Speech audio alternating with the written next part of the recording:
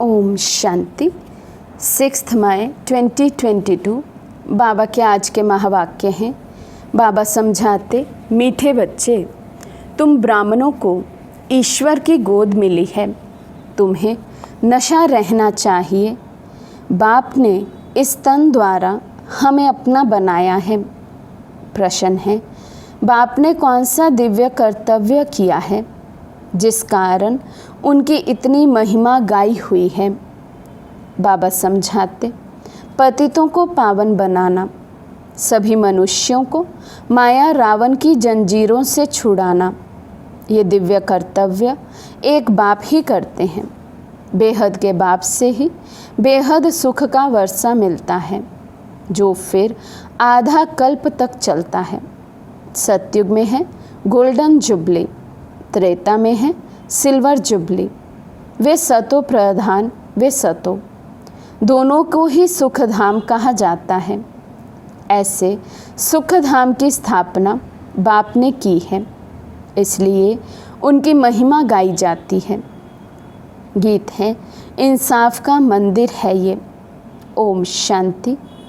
बाप और दादा मिल करके बच्चों को समझाते हैं। कभी बाप समझाते हैं, कभी दादा भी समझाते हैं, क्योंकि ये शरीर दादा का भी घर है।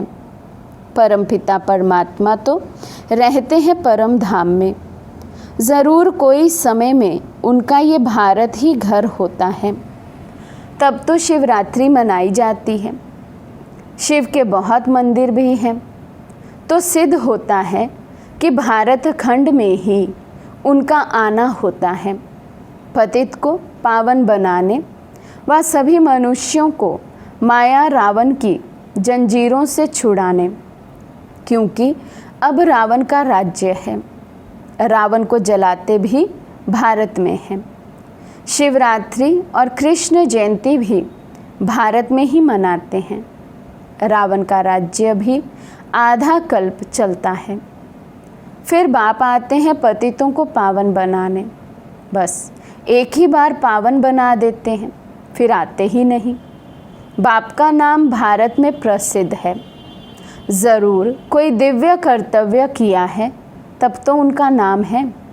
मनुष्य मनुष्यों को तो पावन बना न सके। पतित पावन एक ही बाप को कहा जाता है। स्वर्ग नर्क ये नाम भी भारत पर ही पड़ा है। भारत 5000 वर्ष पहले स्वर्ग था, उनको परिस्थान भी कहा जाता है। तो ज़रूर बाप से वर्षा मिला है। बाप अक्षर बहुत मीठा लगता है, उनसे ही बेहद सुख का वर्षा मिलता है, जो सुख आधा कल्प चलता है, जिसकी गोल्डन जुबली सिल्वर जुबली मनाते हैं। सतयुग को गोल्डन जुबली, त्रेता को सिल्वर जुबली कहते हैं। वे सतो प्रधान, वे सतो, दोनों को मिलाकर सुखधाम कहा जाता है। नंबर 1 है सूर्यवंशी, सेकंड नंबर चंद्रवंशी। बाप जब इस भारत खंड में आते हैं तो भारत को पावन बनाते हैं। फिर जब भक्ति शुरू होती है तो कलाएं कमती होती जाती हैं। झाड़ जड़ जड़ी भूत तमो प्रधान बन जाता है। सब भगत बन जाते हैं। साधु भी साधना करते हैं बाप को पाने के लिए, अर्थात मुक्ति, जीवन मुक्ति जाने के लिए। आधा कल्प भक्ति करते हैं बाप को पाने के लिए। जब वे समय पूरा होता है तो फिर बाप आता है भक्तों को सुखी बनाने। सतयुग में तो सुख, शांति, संपत्ति सब है। वहाँ कभी अकाले मृत्यु नहीं होती है, कभी रोते पीटते नहीं। ये कौन समझाते हैं? बेहद का बाप, उनका नाम भी चाहिए ना। कलयुग में है ही अंधियारा, भक्ति मार्ग की ठोकरें खाते रहते हैं। स्वर्ग में तो दुख की बात होती नहीं, सब सुखी रहते हैं, इसलिए भगवान को पुकारते नहीं। सतयुग को सुखधाम, कलयुग को दुखधाम कहा जाता है। वल्भाचारी वैष्णव लोग समझते हैं कि सतयुग में लक्ष्मी नारायण का राज्य था। यथा राजा रानी तथा प्रजा सुखी थे, उसको गोल्डन एज कहा जाता है। सतयुग से लेकर जो चक्र में आते हैं उनके ही 84 जन्म होंगे। बच्चों को समझाया है कि ये झाड़ है, सब पत्ते इकट्ठे नहीं आएंगे। सतयुग में एक ही आदि सनातन देवी देवता धर्म था, उनको हिंदू नहीं कहेंगे। देवी देवताएं तो सर्वगुण संपन्न 16 कला संपूर्ण गाए जाते हैं। जो उन्हों के पुजारी हैं तो वे ज़रूर उसी धर्म के होने चाहिए। क्रिश्चियन क्राइस्ट को याद करते तो उस धर्म के हैं ना। फिर भारतवासियों ने अपने देवी देवता धर्म का नाम क्यों गुम कर दिया है? तुम जानते हो, हम सो देवता थे, हम ही जन्म मरण में आते हैं। हम सो देवता क्षत्रिय बनते हैं, 84 जन्म लेते लेते अंत में आकर शूद्र बनते हैं। शूद्र से फिर ब्राह्मण बनना पड़े, ब्राह्मण बनते हैं ब्रह्मा की औलाद। सभी आत्माएं वास्तव में शिव की औलाद तो है ही, वे है बेहद का बाप। उनको परम पिता परमात्मा ओ गॉड फादर अथवा हेवनली गॉड फादर कहा जाता है। वे है स्वर्ग का रचयिता। अब बुद्धि से बच्चों को काम लेना है। जबकि बाप स्वर्ग स्थापन करते हैं तो हम क्यों ना नई दुनिया का वारिस बने। अब वे नई दुनिया पुरानी हो गई है, फिर नई दुनिया कैसे बनेगी? गांधी भी गाते थे ना कि नया राम राज्य नया भारत हो। हम जानते हैं कि अब वे स्थापन हो रहा है। अभी तुम ब्राह्मणों को ईश्वरीय गोद मिली है, बेहद के बाप को अपना बनाया है प्रैक्टिकल में। ऐसे तो सब कहते रहते हैं ओ गॉड फादर रहम करो, परंतु इस समय बाप ने आकर इस तन द्वारा तुमको अपना बनाया है। वे कलयुगी ब्राह्मण हैं, कुख की संतान। हम हैं ब्रह्मा मुख वंशावली, प्रजापिता ब्रह्मा ठहरा, तब तो इतने बच्चे पैदा करेंगे ना। तो ये है मुख वंशावली, परमपिता परमात्मा ने एडॉप्ट किया है। ब्रह्मा मुख द्वारा तो गोया माता भी हो गई। ब्रह्मा बाबा के द्वारा शिव बाबा ने आकर हमें एडॉप्ट किया है, तो ब्रह्मा बाबा हमारी माँ भी हो गई।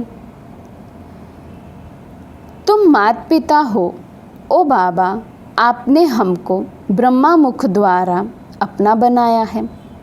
ये भी समझने की बातें हैं। ज्ञान सागर एक ही बाप है। ज्ञान से ही सद्गति अर्थात दिन होता है, अज्ञान से रात होती है। कलयुग तो रात है ना, इनको भक्ति मार्ग कहा जाता है। शास्त्र सब भक्ति मार्ग के हैं, उनसे कोई बाप के पास पहुंचने का रास्ता नहीं मिलता है। बाप आते ही हैं कल्प कल्प। शिवरात्रि मनाते हैं तो ज़रूर वे आते हैं, उनको अपना शरीर नहीं है। ब्रह्मा विष्णु शंकर को भी देवता कहा जाता है। ब्रह्मा देवता नमः, विष्णु देवता नमः, फिर शिव परमात्मा नमः। ब्रह्मा है इस साकार सीजरे का बड़ा, अभी प्रैक्टिकल में है। बाप आते ही हैं संगम युग पर। अभी यादव भी हैं, कौरव भी हैं और पांडव तो है योग बल वाले शक्ति सेना। तो अभी तुम बच्चे जानते हो शिव बाबा प्रैक्टिकल में ब्रह्मा तन में पधारे हैं। उस निराकार शिव का मंदिर भी है। शिवरात्रि मनाई जाती है, परंतु गवर्नमेंट ने शिव जयंती की छुट्टी भी निकाल दी है। औरों की जयंतियाँ मनाते रहते हैं। धर्म की ताकत तो है नहीं, इसलिए अनराइटियस, अनलॉफुल, इंसॉल्वेंट बन पड़े हैं। No purity, no peace, no prosperity. इस ही भारत में 5000 वर्ष पहले जब गोल्डन जुबली थी तो प्योरिटी, पीस, प्रॉस्पेरिटी थी। कभी अकाले मृत्यु नहीं होता था। भारत जैसा ऊंच संपत्तिवान और कोई हो नहीं सकता। भारत खंड है सबसे ऊंच। उनकी हिस्ट्री भी बनी हुई है। पावन भी ये भारत तो पतित भी ये भारत बनता है। आदि सनातन देवी देवता धर्म वाले ही ये चक्कर लगाकर शूद्र वर्ण में आए हैं। फिर शूद्र वर्ण से अब ब्राह्मण वर्ण में आए हैं। देवताओं से भी ब्राह्मण वर्ण ऊंच चोटी पर है। सतयुगी देवताओं की जो महिमा है वे बाप की महिमा से अलग है। बाप को कहते हैं ज्ञान का सागर, आनंद का सागर। फिर देवताओं को कहेंगे सर्वगुण संपन्न। महाविकार की बात नहीं। शास्त्रों में तो बहुत गपोड़े लगा दिए हैं कि कृष्णपुरी में भी कंस, रावण आदि थे। वास्तव में तो इस समय कंसपुरी है, फिर सतयुग में होगी कृष्णपुरी। ये है संगम। इसलिए ही उन्होंने कंस, जरासंधि, रावण आदि को सतयुग देवताओं से मिला दिया है। ये है ही आसुरी रावण संप्रदाय। अभी तुम ईश्वरीय संप्रदाय बने हो। ईश्वरीय गोद में आकर पवित्र बन फिर 21 जन्मों के लिए दैवी गोद में जाते हो। 8 जन्म दैवी गोद, फिर 12 जन्म क्षत्रिय गोद। भारत में ही ये गाया हुआ है कि कन्या वे जो 21 कुल का उद्धार करे। सो तुम ही वे कुमारियाँ हो। अभी तुम हो ईश्वरीय कुल के। दादा है शिव बाबा, बाप है ब्रह्मा। तुम हो ब्रह्मा कुमार कुमारियाँ। वर्षा उस बेहद के बाप से मिलता है। देने वाला वे है। वे तो निराकार हैं। वे राजयोग अब कैसे सिखलावे। नर से नारायण बनाने लिए ज़रूर साकार शरीर चाहिए। तो इस पतित तन में आते हैं जिसने 84 जन्म लिए हैं। ये बड़े से बड़ी यूनिवर्सिटी है जहाँ स्वयं गॉड बैठ राजयोग सिखलाते हैं, राजाओं का राजा बनाने। गीता का रचयिता कृष्ण नहीं, गीता माता ने कृष्ण को जन्म दिया। जो देवता बने उन्हों को जन्म मिला शिव बाबा से। क्रिश्चियन को जन्म मिला बाइबल से, क्राइस्ट द्वारा। तुमको भी ब्राह्मण से देवता किसने बनाया? शिव बाबा ने ब्रह्मा मुख द्वारा। ये तुम्हारा है बेहद का सन्यास। वे है हद का रजोगुनी सन्यास। वे निवृत्ति मार्ग का सन्यास। तुमको वैराग्य आया है इस पुरानी छिछी दुनिया से। तुम जानते हो कि ये तो सब खत्म होने वाली है। इससे तो क्यों ना हम स्वर्ग के रचयिता बाप को याद करें। बाप कहते हैं लाडले बच्चे, तुम बहुत जन्मों के बाद आकर मिले हो। तुमने 84 जन्म पूरे लिए हैं। अब तुमको फिर देवता वर्ण में जाना है। इसमें परहेज भी बहुत है। अशुद्ध चीज़ खा ना सके। बाप कहते हैं मैं संगम पर आता ही हूँ मूत पलीती कपड़ों को पावन बनाने। अब मौत सामने खड़ा है। यादव, कौरव और पांडव भी हैं तो ज़रूर पांडव पति भी होगा। पांडव पति पिता परमात्मा को कहेंगे। तुम फिर हो पंडे, राह बताते हो सुख धाम शांति धाम की। इसलिए तुमको पांडव शिव शक्ति सेना कहा जाता है। यादव यूरोप वासी तो अपने ही कुल का नाश करते हैं। भारत में हैं पांडव और कौरव, जिनके लिए कहते हैं कि असुर और देवताओं की युद्ध चली। तुम अभी तो देवता नहीं हो, बनना है। श्रीमत से तुम स्वर्ग के मालिक बनते हो। बाकी सबकी है आसुरी रावण मत। आधा कल्प रावण की मत चलती है। अभी तो सारी दुनिया तमो प्रधान है। ये है रुद्र ज्ञान यज्ञ। जहाँ बाप बैठ राजयोग सिखलाते हैं। जब राजाई स्थापन हो जाती है तो ये विनाश ज्वाला प्रज्वलित होती है। ये ज्ञान प्राय लोप हो जाता है। फिर ड्रामा अनुसार जो भी शास्त्र हैं भक्ति मार्ग के वही निकलेंगे। सन्यासियों के फॉलोअर्स बहुत होंगे। सभी पाप धोने गंगा पर जाते हैं। अब गंगा नदी तो किसी को पावन कर नहीं सकती। वे तो पानी के सागर से निकली हुई है। ज्ञान गंगाएं तुम हो जो ज्ञान सागर से निकली हो। बाकी गंगा कोई पतित पावनी होती नहीं।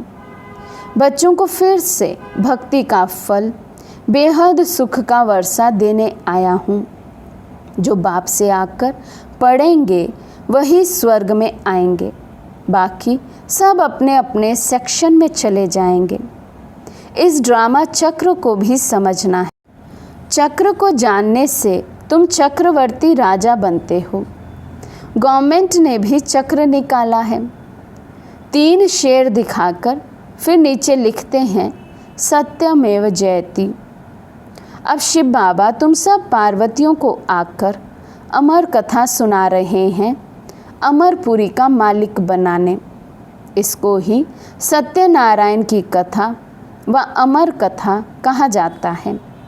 ये कथा एक ही बार सुनकर तुम स्वर्ग के मालिक बनते हो। बाकी सब हैं दंत कथाएं। अच्छा, मीठे मीठे सिक्के लदे बच्चों प्रति माता पिता बाप दादा का याद प्यार और गुड मॉर्निंग। रूहानी बाप की रूहानी बच्चों को नमस्ते। हम रूहानी बच्चों की रूहानी बाप दादा को दिल व जान सिक व प्रेम से नमस्ते नमस्ते नमस्ते जी। धारणा के लिए मुख्य सार।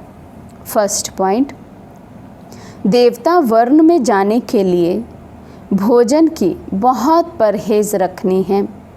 कोई भी अशुद्ध चीज़ नहीं खानी है। सेकंड पॉइंट, इस पुरानी छीछी दुनिया जो कि अब ख़त्म होने वाली है, इससे बेहद का वैराग्य रख स्वर्ग के रचयिता बाप को याद करना है। आज का वरदान है, अपनी शक्तियों व गुणों द्वारा निर्बल को शक्तिवान बनाने वाले श्रेष्ठ दानी व सहयोगी भव। अपनी शक्तियों व गुणों द्वारा निर्बल को शक्तिवान बनाने वाले श्रेष्ठ दानी व सहयोगी भव। श्रेष्ठ स्थिति वाले सपूत बच्चों की सर्व शक्तियाँ और सर्व गुण समय प्रमाण सदा सहयोगी रहते हैं। उनकी सेवा का विशेष स्वरूप है बाप द्वारा प्राप्त गुणों और शक्तियों का अज्ञानी आत्माओं को दान और ब्राह्मण आत्माओं को सहयोग देना। निर्बल को शक्तिवान बनाना, यही श्रेष्ठ दान व सहयोग है। जैसे वाणी द्वारा व मनसा द्वारा सेवा करते हो, ऐसे प्राप्त हुए गुणों और शक्तियों का सहयोग अन्य आत्माओं को दो, प्राप्ति कराओ। स्लोगन है, जो दृढ़ निश्चय से भाग्य को निश्चित कर देते हैं वही सदा निश्चिंत रहते हैं। जो दृढ़ निश्चय से भाग्य को निश्चित कर देते हैं वही सदा निश्चिंत रहते हैं। अच्छा, ओम शांति।